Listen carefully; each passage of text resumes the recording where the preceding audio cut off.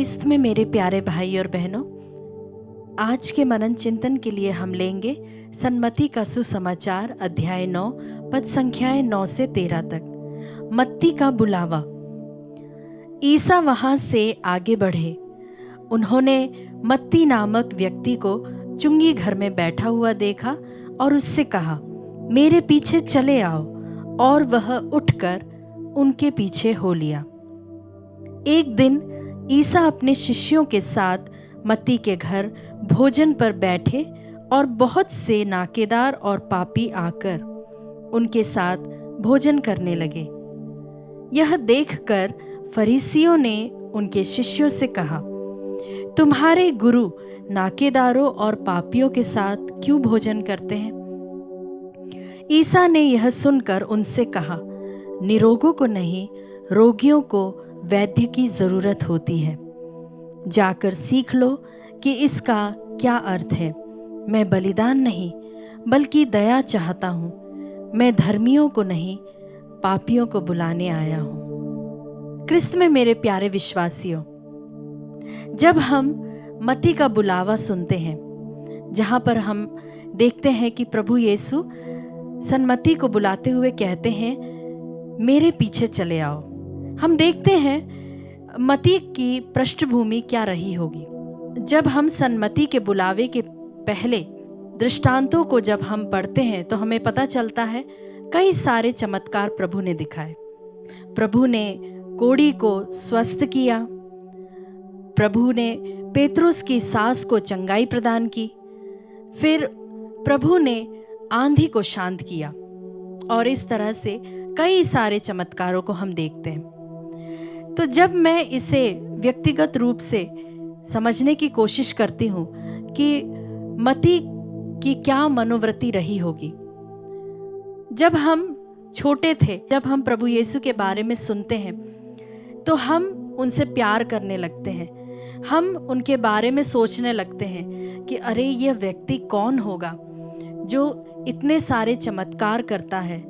हमें भी उसका अनुभव करना है, हमें भी जानना है कि वह कौन है। तो मैं सोचती हूँ कि मत्ती भी, जो कि बहुत ही पापी था, दूसरों के सामने नगण्य था, उसे कोई भी अहमियत नहीं दी जा रही थी, उस समय उसके मन में ये सभी चीज़ें आई होंगी कि ये प्रभु यीशु जिनका नाम बहुत ही ज़्यादा फेमस हो रहा है, ये कौन है जो पापियों को क्षमा करता है, जो रोगियों को चंगा करता है, जो गरीबों की सुनता है। इस तरह से क्या प्रभु मेरी भी सुनेगा? क्या प्रभु मुझे भी प्यार करता है? लोगों ने जो मुझे तिरस्कृत किया है, क्या प्रभु मुझे अपनाएगा? इस तरह की धारणा उसमें रही होगी और इस तरह की एक कहीं ना कहीं छोटी सी इच्छा रही होगी। और उसी समय प्रभु हमारी छोटी से छोटी जो भी हमारे दिल में प्रार्थनाएं हैं, जो भी हमारे दिल में इच्छाएं हैं, उन सबों को प्रभु बखूबी देख लेता है। और प्रभु उससे कहता है कि तुम मेरे पीछे चले आओ, और वह उसी समय तुरंत उसके पीछे चला जाता है। आगे हम ऐसा भी देखते हैं जहां पर वचन कहता है कि एक दिन ईसा अपने शिष्यों के साथ मत्ती के घर भोजन पर बैठे। एक दिन का मतलब है तुरंत उसके बाद नहीं, परंतु किसी अन्य दिन पर प्रभु यीशु इस चुंगी लेने वाले के घर पहुंचते हैं। और हम देखते हैं कि मत्ती जो है वह अपनी धार्मिकता का प्रदर्शन नहीं करता।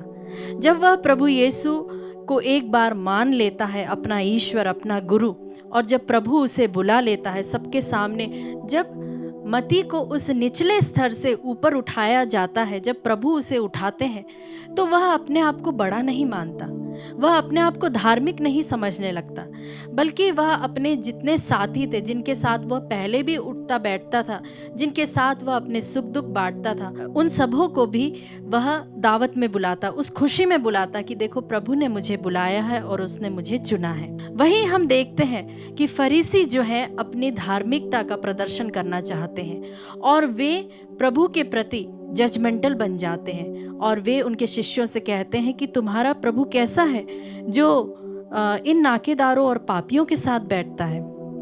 प्यारे विश्वासियों, उसी तरह हम आगे के वचनों में पढ़ते हैं कि प्रभु यीशु कहते हैं कि जो अपने आप को निरोग समझते हैं, जो अपने आप को स्वस्थ समझते हैं, मैं उन्हें चंगा करने नहीं आया। हम भी कहीं ना कहीं किसी ना किसी रूप से रोगी हैं, पापों के कारण, दुखों के कारण, घावों के कारण, दूसरों को हमने जो दुख पहुंचाया उनके कारण, जो हमें दूसरों की तरफ से हमें कई सारी चीज़ें मिली हैं उसके कारण, हमारे पूर्वजों के द्वारा जो हम में चली आ रही उसके कारण, ऐसे कई सारी लंबी सी लिस्ट है हमारे अंदर रोगी बनने के। लेकिन फरीसी अपने आप को जहाँ एक और समझ रहे थे कि वे बिल्कुल निश्चल है, वे बिल्कुल बहुत ऊंचे हैं, वहीं प्रभु अपने आप को हमारे स्तर पे लाता है। हम जो रोज़मर्रा की ज़िंदगी में जो हम चीज़ों को झेलते हैं, जो हम चीज़ों एक्सपीरियंसेस से होकर जाते हैं, उसमें प्रभु हमारे साथ एक हो जाता है। ऐसा है हमारा प्रभु। और मैं एक और चीज़ जहाँ पर देखती हूँ, जहाँ पर प्रभु का वचन कहता है कि मैं बलिदान नहीं बल्कि दया चाहता हूँ। प्रभु यह वचन होसिया का ग्रंथ अध्याय 6 पद संख्या 6 में कहता है, क्योंकि मैं बलिदान की अपेक्षा प्रेम और होम की अपेक्षा ईश्वर का ज्ञान चाहता हूँ। प्यारे विश्वासियों, हम में से कितने लोग हैं जो घृणा, गुस्सा, पक्षपात, तीक्ष्ण टिप्पणी, हास्यप्रद या व्यंग्यात्मक मनोभाव या मनोवृत्ति से दूसरों को बलि चढ़ाते हैं। आज हम इस पर मनन चिंतन करें और अपने आप को प्रभु के सामने लाते हुए, इन वचनों की योग्यता से अपने आप को शुद्ध करते हुए एक पवित्र हृदय के साथ प्रभु के सामने आए। क्योंकि कई बार ऐसा होता है कि हम कहते हैं कि हमारी प्रार्थनाएं नहीं सुनी जाती, लंबे समय से प्रार्थनाएं कर रहे हैं लेकिन हमारी प्रार्थना प्रभु नहीं सुनता, प्रभु हमें चंगा नहीं करता। तो हम अभी इस वक्त जब हम प्रभु की उपस्थिति में हैं, उससे क्षमा मांगे, पश्चाताप के साथ हम प्रभु के सामने आए। क्योंकि प्रभु का वचन हमसे कहता है कि प्रभु हमसे बलिदान नहीं चाहता, हमसे कई प्रकार की फास्टिंग, कई प्रकार की ऐसी चीज़ें नहीं चाहता, लेकिन वह चाहता है कि हमारे रिलेशनशिप्स अच्छे हों और हमारे रिलेशनशिप्स पवित्र होने पाए। तो हम इस वक्त प्रभु को इन वचनों के द्वारा यह विशेष कृपा मांगे। आमीन।